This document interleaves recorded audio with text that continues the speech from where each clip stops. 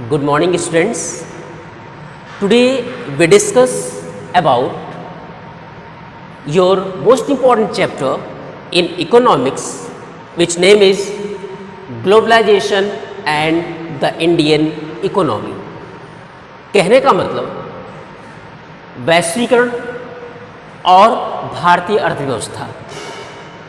ये जो हेडिंग आपकी है, ये जो आपका शीर्षक है, इसमें ग्लोबलाइजेशन और भारतीय अर्थव्यवस्था दोनों को इंटरलिंक करते हुए इंडियन इकोनॉमी को समझाने का प्रयास किया जाएगा। ठीक, आप जानते हैं कि वर्तमान समय में at the present time globalization have a wide sense, इसका एक बहुत व्यापक सेंस लिया जाता है, and globalization affected the world economy. Globalization पूरी वर्ल्ड इकोनॉमी को अफेक्ट करने का काम भी कर रहा है। ठीक, अब जब पूरी वर्ल्ड इकोनॉमी को अफेक्टिंग करने का काम कर रहा है, तो इंडियन इकोनॉमी और not the unique economy, it is also affected by the globalization because we adopted those factors which related to globalization in Indian economy। कारण क्या है कि हम लोगों ने उन सभी फैक्टर को एडॉप्ट किया है जो कि ग्लोबलाइजेशन के अंतर्गत आते हैं, और जब हम ग्लोबलाइजेशन के फैक्टर को एडॉप्ट कर रहे हैं, ग्लोबलाइजेशन के टूल्स को एडॉप्ट कर रहे हैं, तो निश्चित रूप से वो हमारी इकोनॉमी को इफेक्ट करेंगे। ठीक, इसीलिए इस चैप्टर में हमको ग्लोबलाइजेशन और इंडियन इकोनॉमी दोनों को एक दूसरे से इंटरलिंक करते हुए पढ़ना पड़ेगा। ठीक, तब जाके ये चैप्टर आपका क्लियर होगा। ठीक है, चलिए चर्चा करते हैं कुछ महत्वपूर्ण बिंदु। हमने यहाँ पर 3 अराइजिंग क्वेश्चंस लिखे हुए हैं, संख्या हमने यहाँ 2 ही लिखी हुई है। ये 3 इंपॉर्टेंट क्वेश्चंस हैं, लेकिन इन 3 इंपॉर्टेंट क्वेश्चंस क्यों होते हैं? टॉपिक आपके हैं production across countries, MNCs, how are they controlled. ठीक, क्या कंट्रोल करते हैं, how are they are controlled. Production क्या कंट्रोल करते हैं, प्रोडक्शन को कैसे कंट्रोल करते हैं, तो बताया गया by interlinking production, investment, foreign investment, और by interlinking small producers and sell the product by own brand name. Clear? तो इन जो डिफरेंट टॉपिक्स हैं, इन टॉपिक्स के माध्यम से हम कुछ महत्वपूर्ण बिंदुओं को, खासकर इन जो 3 क्वेश्चंस रेज्ड होंगे और कैसे रेज्ड होंगे, ये क्वेश्चन क्यों जनरेट हो रहे हैं, इनकी बातों को समझते हुए हम इस चैप्टर में आगे बढ़ेंगे। तो सबसे पहले हम समझते हैं, थोड़ा सा इसका इंट्रो लेते हैं। ठीक, तो dear students, as consumers in today's world, some of us have a wide choice of goods and products। मतलब as a consumers in the modern world, as a consumers we have the several choices for goods and services। वर्तमान समय में एक consumer के रूप में, एक उपभोक्ता के रूप में आज हमारे सामने विभिन्न प्रकार की वस्तुओं और सेवाओं को चुनने की आज़ादी है, अर्थात हमारे पास बहुत से विकल्प उपलब्ध हैं। आज हम किसी एक सिंगल ब्रांड, सिंगल सर्विस पर केवल डिपेंड नहीं है, बल्कि आज हम अपने हिसाब से, अपनी आवश्यकता के अनुरूप, अपने एक्सपेंस के अनुरूप, अपनी इकोनॉमिक कंडीशन के अनुरूप प्रोडक्ट को चुनने का विकल्प रखते हैं। आज ये सारी चीज़ें हमारे पास अवेलेबल हैं, और उसका जो मेन कारण है, कह सकते हैं, वो क्या है, ग्लोबलाइजेशन। ठीक, हर पॉइंट को हम ग्लोबलाइजेशन से इंटरलिंक करके चलेंगे तो हमें बात समझ में आएगी। ठीक, you know that the latest mobile phones, new models of TVs, ठीक, latest technologies develop in automobile sectors, these are presently available in the modern world। ये सारी चीजें आज मॉडर्न वर्ल्ड में, इस आधुनिक युग में अवेलेबल है। But you think that before some era, कुछ पहले के समय की बात करते हैं, कुछ अगर पहले के समय की बात करें तो क्या ये सारी चीज़ें अवेलेबल थी? जिस तरह से आज लेटेस्ट मोबाइल फ़ोन्स आप देखें, हर महीने या हर 3-4 महीने के बाद आपको नई नई टेक्नोलॉजीज़, नए मॉडल्स आपको हर सेक्टर में मिल जा रहे हैं, चाहे मोबाइल फ़ोन के रूप में हो, चाहे आप टीवी के रूप में हो। पहले आप कॉमन टीवी देखते थे, ठीक, फिर एक टीवी ऐसी थी जिसको डोर क्लोज होते थे। आज कौन सी टीवी आ गई? आप देखते हैं आज स्मार्ट टीवीज़ हैं जो एंड्रॉयड बेस्ड है, जिन पर आप अपने मोबाइल की तरह वर्क कर सकते हो, अपने लैपटॉप, अपने कंप्यूटर की तरह वर्क कर सकते हो। ठीक, ये क्या है? There are lot of choices, but how they possible? It is possible due the process of globalization. Clear? और एक एग्जांपल आपको देते हैं। ठीक, आपने देखा होगा कि पहले के समय भारत में अगर कारों की बात करें, ऑटोमोबाइल सेक्टर्स की बात करें, तो only 2 main cars are seen in Indian roads, which name is Ambassador, which name is Ambassador। सबसे अधिक संख्या किसकी थी? एम्बेसडर्स की थी, एम्बेसडर कार की थी। उसके बाद फिएट की कारें देखने को मिलती थी जो ब्रांडेड कार में जानी जाती थी। But nowadays number of branded cars are seen in the Indian roads. In each month different models of cars are running on Indian roads. आप देख रहे हैं, आप हर महीने अगर कोई नई कंपनी की कार भारत पूरी दुनिया में कहीं भी लॉन्च होती है तो भारत की सड़कों पर वो देखी जाती है। Why do this? ऐसा क्यों है? Because in the process of globalization we adopted the process of globalization, so we can feel different types of choice, lot of choice, which provided by the multinational companies and also our autonomous countries and also our homogeneous companies। ठीक, जो हमारी स्वदेशी कंपनियां हैं या हमारी जो बहुराष्ट्रीय कंपनियां हैं, इन सब के माध्यम से आज हमें विभिन्न प्रकार के अवसर उपलब्ध हो रहे हैं। ठीक, जिससे हम आज किसी प्रोडक्ट को चुनने के लिए स्वतंत्र हैं, अपनी इच्छा अनुसार, अपनी आर्थिक स्थिति के अनुसार हम प्रोडक्ट का चयन कर सकते हैं। ठीक, अब जो इतनी ज़्यादा चीज़ें आज हमें अवेलेबल हैं, उससे क्या हो रहा है? In a matter of years our market has been transferred. ध्यान सुने, in a matter of years, ठीक, our market have been transferred. आज हमारी मार्केट ट्रांसफॉर्म हो चुकी है। आज हमारी मार्केट का स्वरूप पूरी तरह बदल चुका है। ठीक, अब वो पहले जैसी मार्केट नहीं दिखती जैसे पहले थी। आज मार्केट का स्वरूप पूरी तरह बदल चुका है। आज मार्केट में हमारे पास चॉइस अवेलेबल है, मार्केट में हमारे पास आज टेक्नोलॉजी अवेलेबल है, मार्केट में आज हमारे पास different types of brand available है। ठीक, तो इन सारी चीज़ों के पीछे कुछ महत्वपूर्ण पॉइंट्स निकल के सामने आते हैं, कुछ क्वेश्चन रेज होते हैं कि ये सब पॉसिबल कैसे हुआ। तो देखो, how do we understand the rapid transformation. तो हमारे सामने 3 महत्वपूर्ण क्वेश्चन आते हैं कि आखिर वो कौन से ऐसी चीजें हैं, वो रैपिड ट्रांसफॉर्मेशन जो है वो कैसे संभव हुआ, रैपिड ट्रांसफॉर्मेशन संभव कैसे हुआ, इस तथ्य को इसमें समझेंगे। दूसरी बात, what are factors that are bringing about changes. ठीक, ऐसे कौन से फैक्टर हैं जिनकी वजह से ये चेंजेस आए। और जो तीसरा क्वेश्चन है वो है, how are these changes affecting the lifes of the people. और किस तरह से इन चेंजेस ने लोगों के जीवन को बदलने का काम किया है। ठीक, तो इन तीनों क्वेश्चन के संदर्भ में हम इस फर्स्ट टॉपिक अर्थात प्रोडक्शन अक्रॉस कंट्रीज इसको पढ़ने का प्रयास करेंगे। बात में आ गई? चलिए आगे बढ़ते हैं और देखते हैं कि सबसे पहली चीज जो दी गई है, प्रोडक्शन अक्रॉस कंट्रीज, अर्थात कंपनीज कैसे अक्रॉस द कंट्रीज, कैसे अक्रॉस द कंट्रीज प्रोडक्शन करती हैं। तो सबसे पहले बात करते हैं कॉमन प्रोडक्शन की, which possible within the country. पहले जो कंपनियां थी वो अपने देश के अंदर ही प्रोडक्शन करती थी, उनका जो रॉ मटेरियल रहता था वो with in the country consume हो जाता था, कंट्री के अंदर ही वो उसकी खपत हो जाती थी और वहीं वो सेल हो जाता था। ठीक, but now days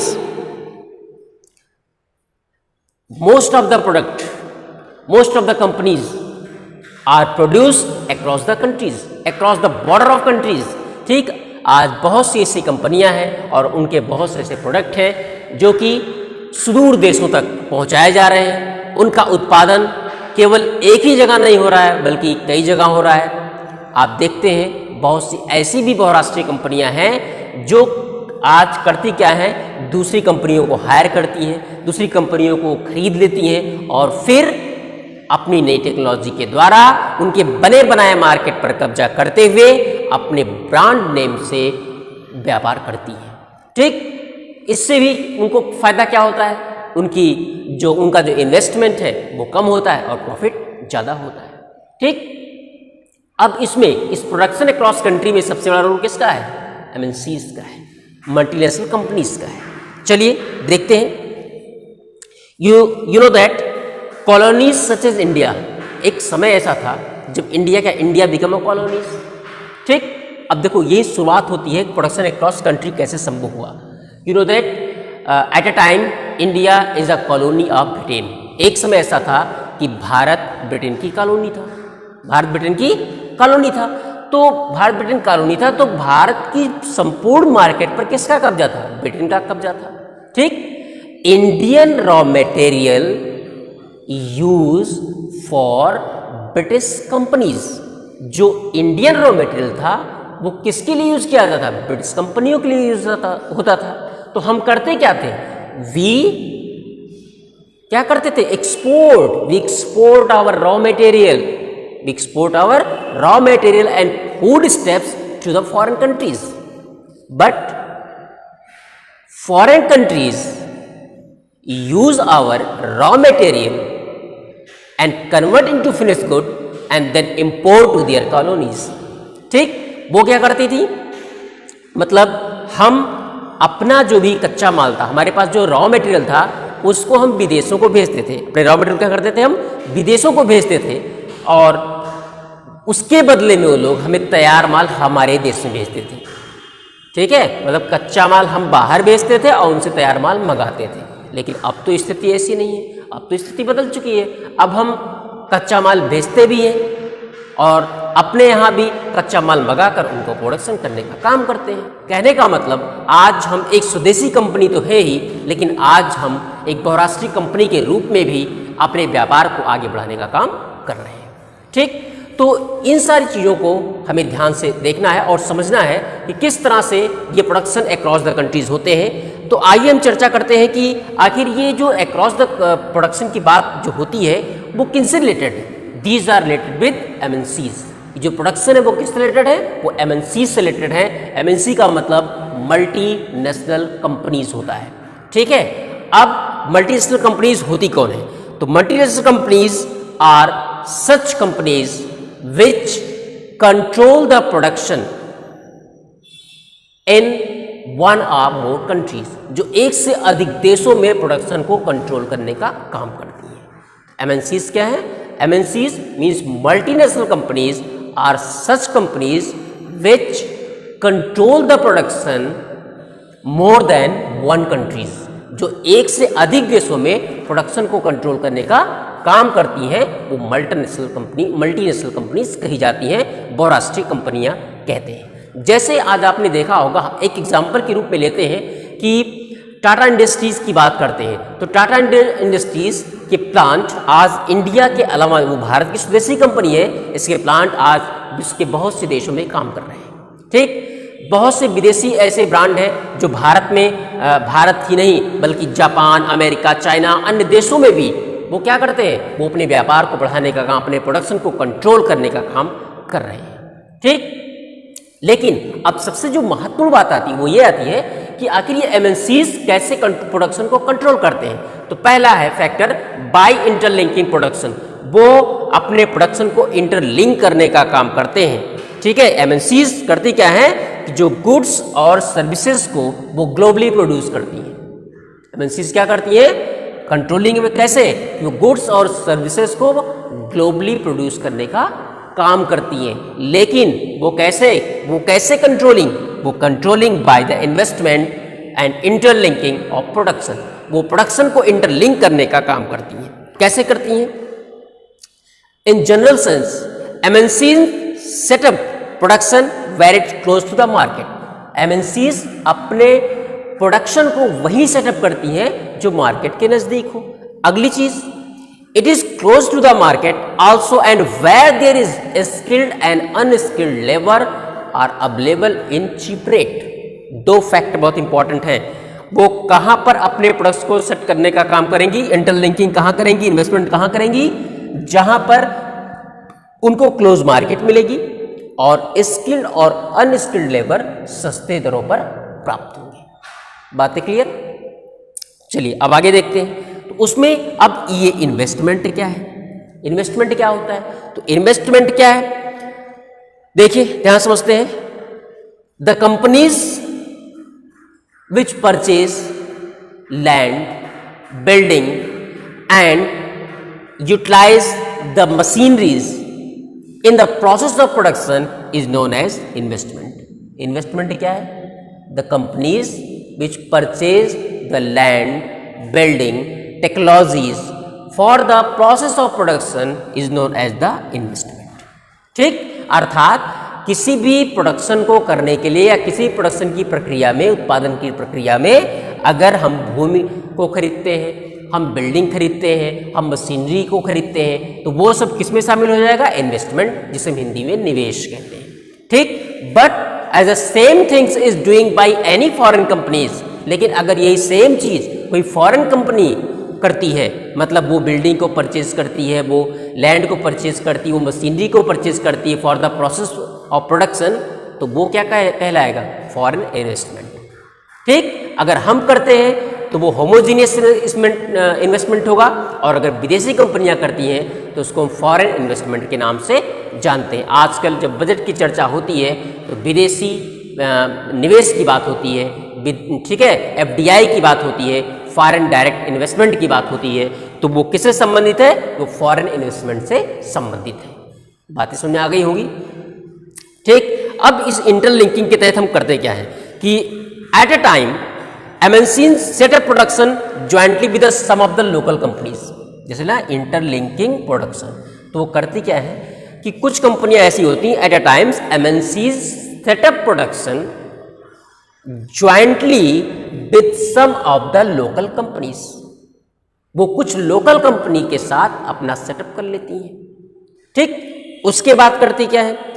the benefit of the local companies of such MNCs, और जो बेनिफिट होता है लोकल कंपनीज को इस जॉइंट प्रोडक्शन में, फायदा क्या होता है कि they have the two fold, इसके टू फोल्ड्स होते हैं, दो फायदे होते हैं। अगर कोई भी मल्टीनेशनल कंपनीज किसी लोकल कंपनी के साथ जॉइंट प्रोडक्शन करती है, उसके टू फोल्ड्स होते हैं, उसके दो फायदे होते हैं। सबसे पहला, first, MNCs can provided money, MNCs can provided money for additional investment. MNCs क्या करती है? पहला फायदा क्या होता है कि MNCs provided money for additional investment, and second things, MNCs might bring them the latest technology. Second thing क्या है कि MNCs bring latest technology for local companies.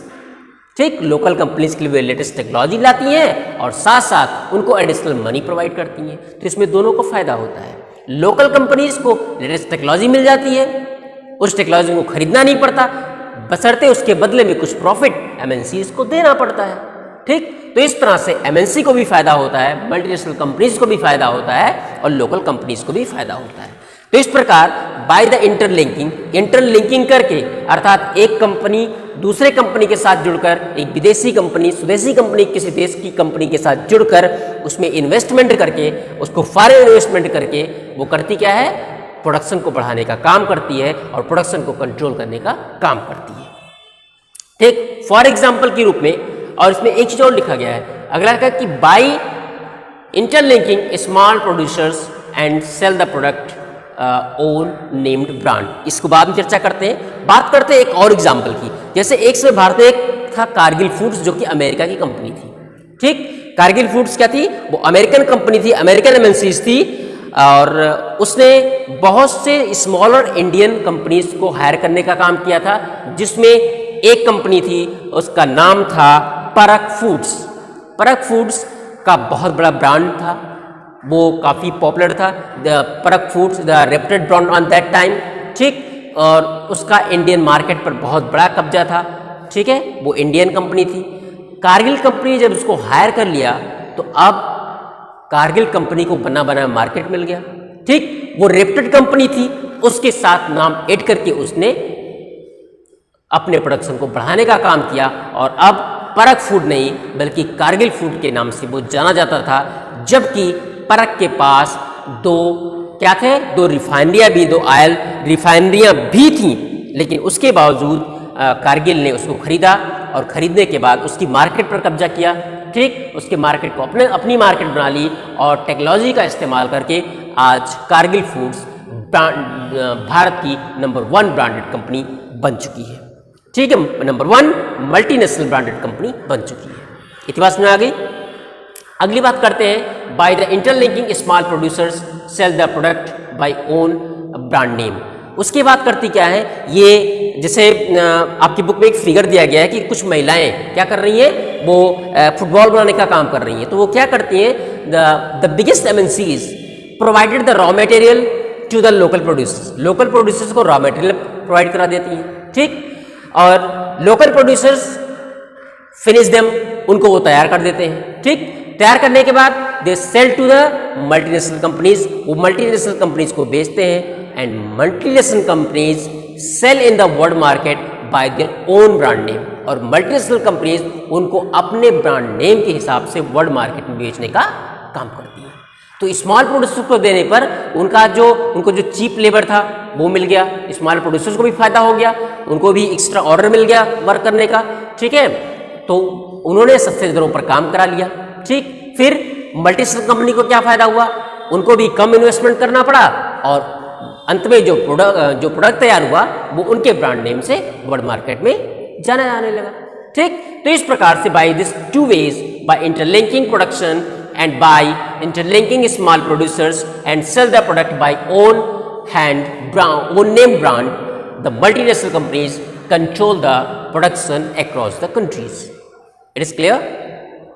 ठीक। अब नेक्स्ट टॉपिक में हम दूसरे खंड की चर्चा करेंगे, ठीक। हाँ, एक चीज और याद रखना है कि ये एक बहुत बड़ा पैरामीटर है ग्लोबलाइजेशन का, ठीक। तो इसलिए अभी हमने केवल इसके एक एस्पेक्ट को देखा है, अभी हमने ये नहीं बताया कि व्हाट इज ग्लोबलाइजेशन। अभी तो हमने ये कहा है कि ग्लोबलाइजेशन के प्रोसेस में क्या चीजें शामिल है। तो ग्लोबलाइजेशन के प्रोसेस में शामिल जो सबसे बड़ी चीज है वो क्या है, प्रोडक्शन अक्रॉस कंट्रीज। ये मेन उसके एस्पेक्ट्स है।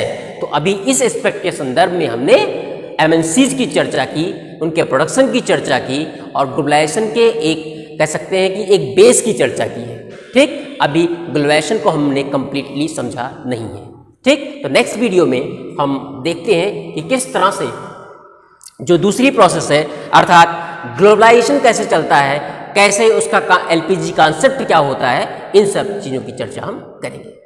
Thank you. So we watch the next video for more about the globalization and the Indian economy.